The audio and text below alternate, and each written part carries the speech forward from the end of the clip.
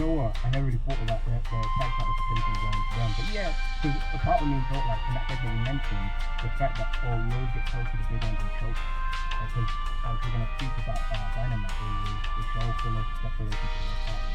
And also the Owen Hart part is coming soon. And a part of me also feels like AEW like to pay off long standing storyline thread. Last year was Hangman came back by his new one and did win. And it's like, what if you do have the all-in match that some people wanted to do? Bingo, because it's working to battle back and then Hangman went to Owen, and that's probably not actually happening, right? And then Hangman, it's almost like the final, because Hangman's on the journey, he's not a baby face person, he's just like those cowboys, he's an anti-hero, you know what I'm saying? He's just a lot. Yeah. So a part of it is redemption for what he did. He's gonna swerve, take a t-shirt on his toe, he's breaking his back. It's kind of like, I can see Hangman saying like, you should have something for me, but I took it too far and I wanna, acknowledge it. I don't know if he wants to apologize, but he did that thing when he burst into the locker room, and we never knew what would happen. And talking in the locker room, we still had a hanging question on, what was he going to say?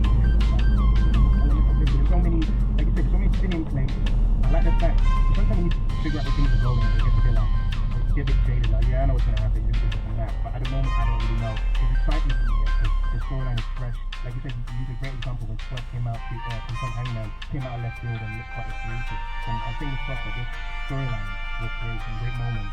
There's new possible tag team champions, the Warbeck College's tag team champions. I think I kind of talked myself into it. I kind of piggybacking off of what you had said.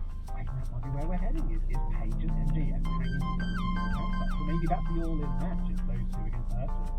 And maybe the Hurts that you got along the way can just do more of that. I would like to see more dominating wins. Because they had dominating win over Private Party, dominating win over the Outlaws.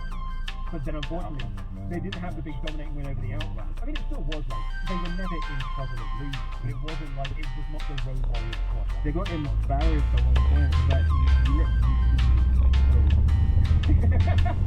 you look at the lineage of credibility of Shelton Benjamin against Bobby Lashley,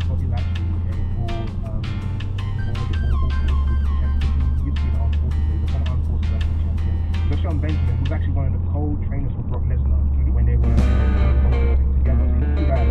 There's nothing wrong. Lashley won. He's not aggressive. Lashley dropped Lashley in Olympics. He's trying to be Olympics. They were 2000. He dropped out, but he properly.